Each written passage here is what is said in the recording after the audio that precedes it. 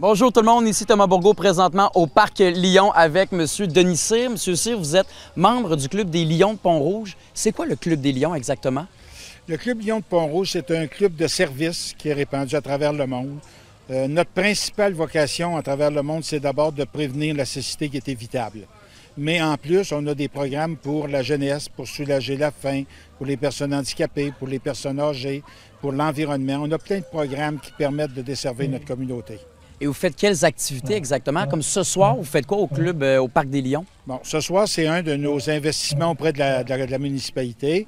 On fait le bar pour permettre aux gens qui viennent en vacances en spectacle de pouvoir se rafraîchir. Et nous autres, on retire les pourboires qui sont au profit des Lions. À la Saint-Jean-Baptiste, on a fait la même chose. On a servi au restaurant puis au bar. Alors, quand on a la chance, on collabore. D'ailleurs, ici, le parc s'appelle le Parc Lyon parce que les Lions ont investi la moitié du parc, c'est-à-dire 100 000 C'est pas parce qu'il y a des vrais lions dans le parc, là? Il y en a un, c'est l'abreuvoir. Vous avez remarqué, mais l'abreuvoir, il est fait comme un lion. C'est un hommage à vous, finalement. Oui. Monsieur Cyr, ça fait 20 ans que vous faites partie du Club des Lions. Félicitations. Il y a des membres aussi qui ont fait 50 ans, 40 ans. Comment on réussit à perdurer aussi longtemps chez les Lions? Parce que c'est quand même quelque chose qui vous tient à cœur. Oui, beaucoup. Je pense que la recette, c'est qu'on a du plaisir. On a du plaisir à travailler ensemble. Puis tant qu'on a du plaisir, on a le goût de rester ensemble et de continuer. C'est pas juste du travail. Oui, c'est beaucoup de travail d'investissement auprès de la communauté, mais on a du plaisir à le faire ensemble. Et vous, Monsieur Cyr, personnellement, pourquoi vous êtes inscrit au Club des Lions? Ah, mon Dieu! Je vous dirais qu'au début de tout, moi, j'ai eu une enfance un peu olé-olé comme plusieurs. Et les bénévoles de l'époque, qui étaient les communautés religieuses, m'ont beaucoup aidé. Puis je me suis dit qu'un coup rendu adulte, c'était peut-être à moi de retourner l'ascenseur. Alors, je m'implique le plus que je peux. Puis je m'implique surtout auprès des jeunes. J'ai été président-directeur de la Maison des jeunes bénévolement pendant 9 ans de temps. Et de quelle façon les membres vous ont aidé, vous? Oh mon Dieu, les membres, on s'entraide les uns les autres par nos attitudes, par nos encouragements, par le respect mutuel, par les expériences qu'on vit. C'est un bel endroit pour essayer toutes les choses qu'on aurait le goût de vivre. Moi, j'aime beaucoup la formation. J'ai appris à donner de la formation chez les Lions, puis j'en donne encore aujourd'hui, puis j'aime ça. Il y en a d'autres qui ont de la difficulté à s'exprimer en public, qui apprennent à le faire dans les Lions. C'est pas votre problème, vous? Non, parce que l'avantage avec les Lions, c'est qu'on a le droit de se tromper. Eh bien, nous aussi, on peut couper quand on veut, hein? Ça aide quand même. Hein? Ça aide beaucoup, oui. Vous êtes installé dans combien de pays, M. Cyr, les Lions? On est dans 46 000 pays, 46 000 clubs dans 209 pays et aires géographiques, là, mais 46 000 clubs. On est 750 regroupements régionaux qu'on appelle des districts. Alors, on est la plus grosse organisation de services au monde. Et c'est 1,5 million de bénévoles, de membres. L'ancien président des États-Unis, Jimmy Carter, a fait partie du Club des Lions. En effet. Qu'est-ce qui fait que vous vous démarquez à ce point-ci? Je pense que la principale marque de commerce, et on a été reconnu à l'ONU pour ça, c'est que tout ce qu'on reçoit de la population retourne à la population. Il n'y a pas de partie qui sert à nos frais administratifs. Nos frais sont défrayés par les cotisations des membres. Et on est la seule organisation à avoir un siège permanent à l'ONU pour un groupe consultatif sur les organismes communautaires. Et M. Cyr, si par exemple mon petit cousin veut rejoindre le Club des Lions de Pont-Rouge ou d'ailleurs, à qui il doit parler, où est-ce qu'il doit aller, il doit contacter qui? N'importe quand qui m'appelle, il peut m'appeler moi, OK, mon numéro de téléphone ou un autre Lion. Moi, mon nom, c'est Denis Cyr. Mon numéro de téléphone, c'est le 418-520-1074. Et on a aussi un Facebook où il peut nous écrire aussi sans problème.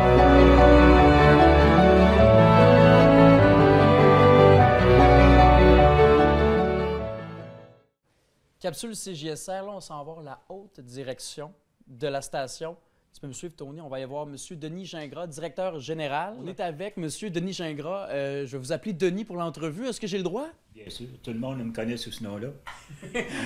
Hey, Denis, c'est quoi vos tâches en tant que directeur général de la station? Je te dirais que la gestion du personnel, bien sûr, le budget, tous ces trucs-là.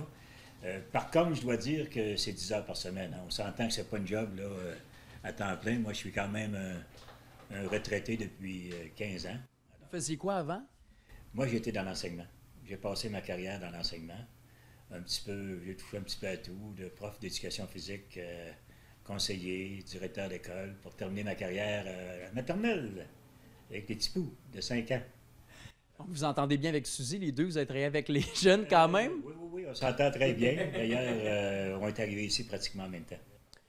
Denis, je vous pose la même question qu'à Suzy précédemment. En quoi votre passé dans le milieu scolaire vous aide dans vos tâches en tant que directeur général de CJSR?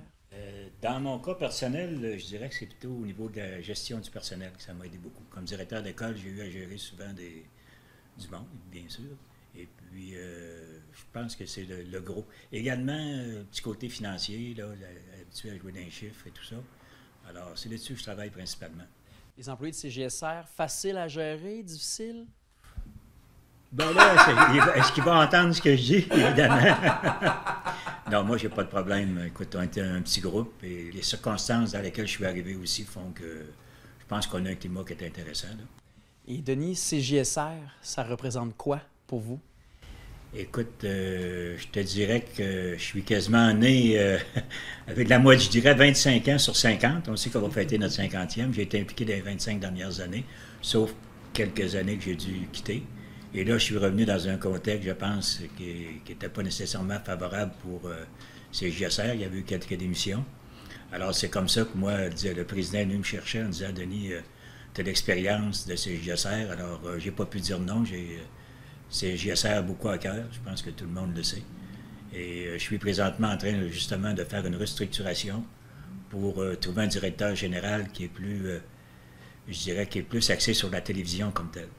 Moi, j'ai des bons contacts, j'ai de la parole facile, des trucs comme ça, mais par contre, je n'ai pas l'espèce de connaissances nécessaires pour gérer le côté télévisuel. Alors, on travaille dessus présentement pour avoir des bonnes nouvelles à annoncer à tout le monde. Je pense que ça va faire l'affaire d'à peu près tous ceux qui aiment la télévision. Denis, quelles sont les qualités essentielles pour un directeur général? Je pense qu'il faut être à l'écoute de nos employés, mais aussi être capable d'amener des solutions. Parce que des problèmes, il y en a partout. Hein? Et moi, habituellement, je suis un gars de solutions. Alors, on travaille en équipe. C'est le travail d'équipe. Ça, je l'ai toujours dit, puis je vais toujours le dire. Le succès de n'importe quelle entreprise, puis la télévision ne passe pas à côté. C'est le travail d'équipe. C'est un travail d'équipe. Un travail d'équipe, définitivement.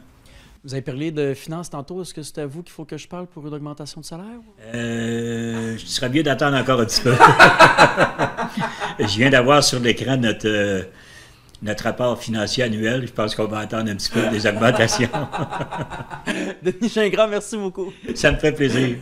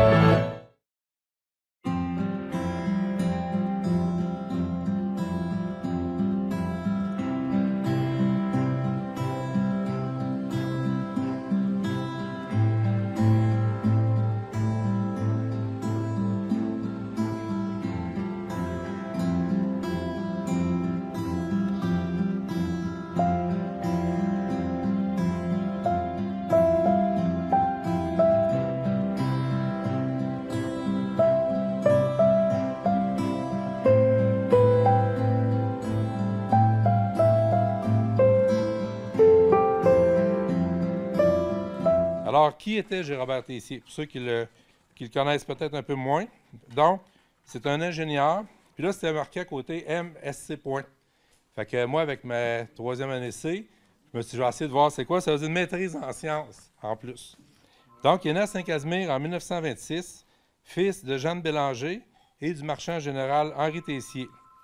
Il épousa Berthe Labadie à Sillery en 1951 et ils eurent 4 enfants qui sont présents, comme je disais tantôt, Louise, Yves, Sylvie et Michel.